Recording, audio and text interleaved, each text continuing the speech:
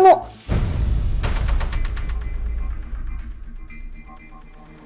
Ini.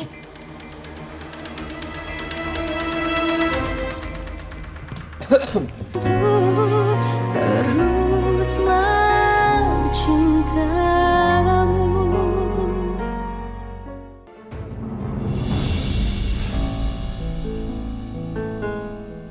Ini Lala kemana sih?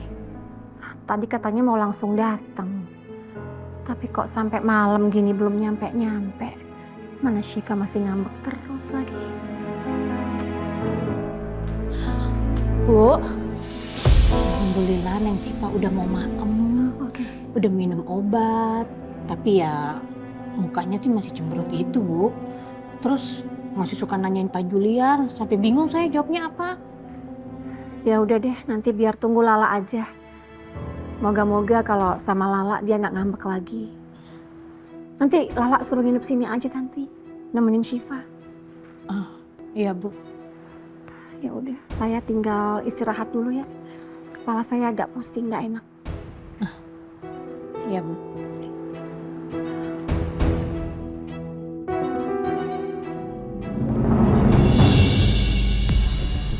Satu persatu kita harus cek dengan jeli.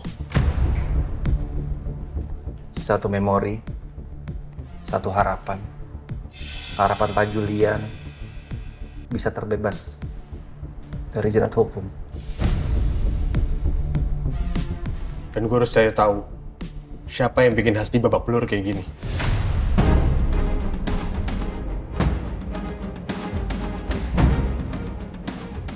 Gue harus kasih mereka pelajaran.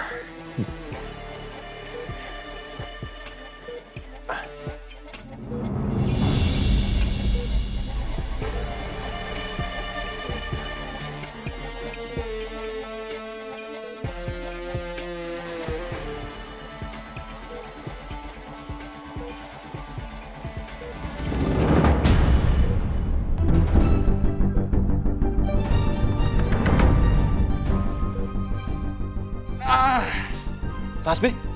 Pak? Pak? Aduh. Ada apa Pak Hasbi? Pak, nggak apa-apa? Nggak apa-apa Pak? Nggak apa-apa. Riko mana sih? Dari tadi gue nggak ngeliat tuh anak.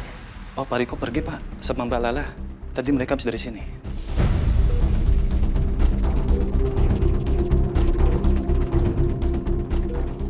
Kemana?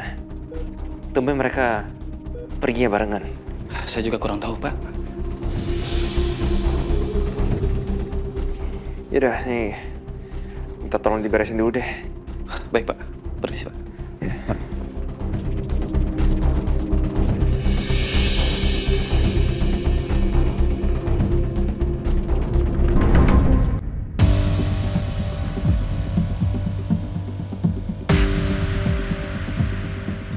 Oh, buat apaan sih?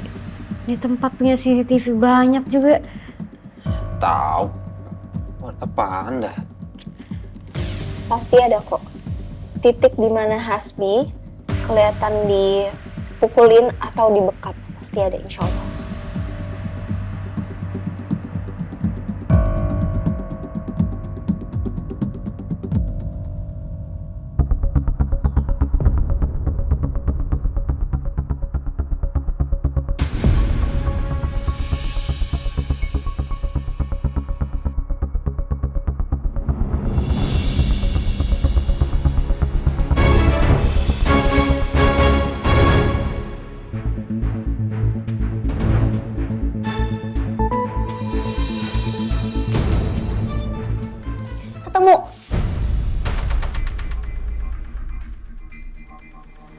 Ini.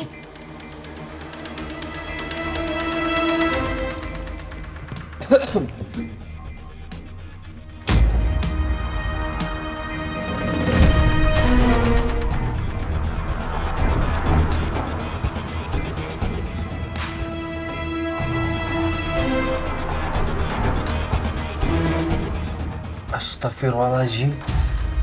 Bentar-bentar ya. Kayak gue pernah lihat 4 orang ini di rekaman lain deh, tapi tadi gue nggak ngeh kalau mereka tuh yang ngeroyok si Hasbi.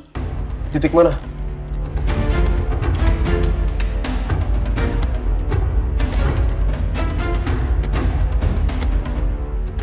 Eh,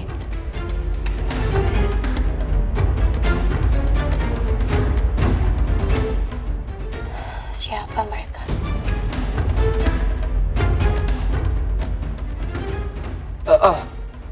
Coba mundurin bentar.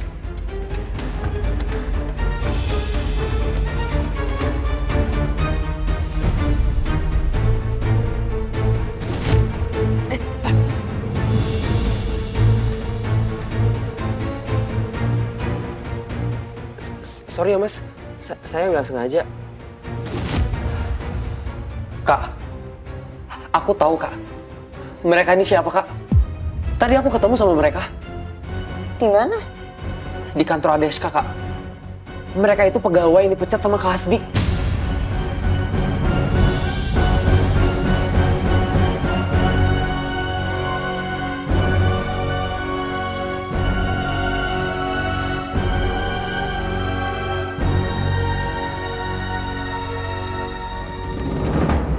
Kira-kira di mana ya kita bisa nemuin 2 kelantar karyawan itu? Masalahnya mereka harus jadi saksi supaya bisa ngeringanin hukuman Pak Julian.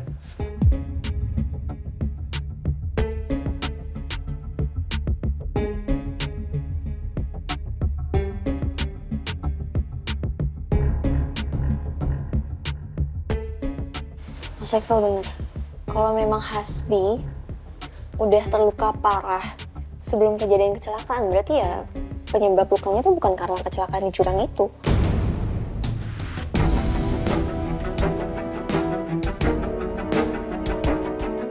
Karena 2 orang itu mantan karyawan di Radeska, saya bisa lacak mereka lewat kantor.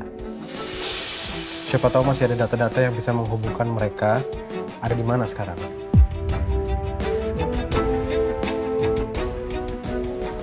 Mbak Lala juga mau ikut cari. Maaf, tapi saya udah ada janji sama Syifa. Saya nggak enak kalau dibatalin janjinya. Saya udah janji saya akan selalu jagain dia selama Mas Julian nggak ada. Yaudah, kalau gitu saya antar ke rumahnya Julian. Dan besok saya akan kabarin kalau saya udah ketemu sama 2 mantan karyawan tadi. Nggak usah, nggak apa-apa, Mas Kiko. Saya bisa barengan sama Rindy kok. Mbak, sorry nih tapi aku nggak bawa mobil. Mobil aku masih di bengkel, jadi tadi aku kesini naik taksi online.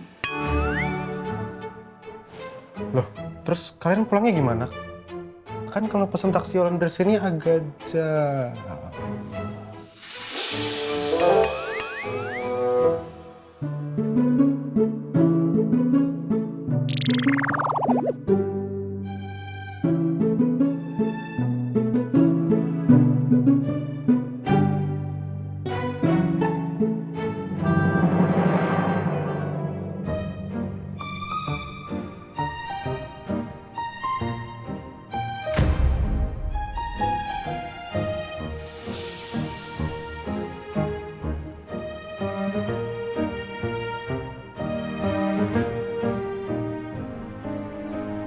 Mbak Lala nggak tidur kayak yang lain.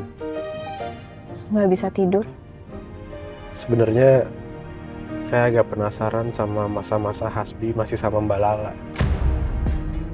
Karena dengan sifat dia yang kayak gini sekarang, saya nggak kebayang gimana Mbak Lala sama Hasbi bisa saling mencintai dulu.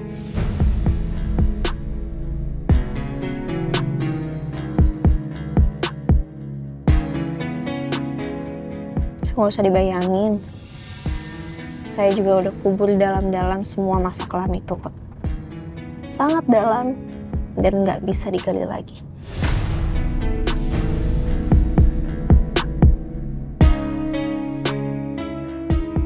Tapi saya masih bingung. Kenapa Hasbi belum bisa move on dari Mbak Lala? Hampir setiap hari pasti ada aja pembahasan tentang Mbak Lala. Udah gedebak-gedebuk kemanapun, pasti baliknya ke Mbak Lala lagi, Mbak Lala lagi. Ya itulah, kalau namanya obsesi, bukan cinta. Karena kalau cinta, dia pasti tahu kapan waktu harus melepaskan. Ketika udah sangat menyakiti. Dan kalau Mas Liko ngajak saya ngobrol hanya untuk tahu seberapa kemungkinan saya kembali sama Hasbi, itu semua sia-sia. Karena persentasenya 0%. Nggak akan mungkin terjadi, Mas.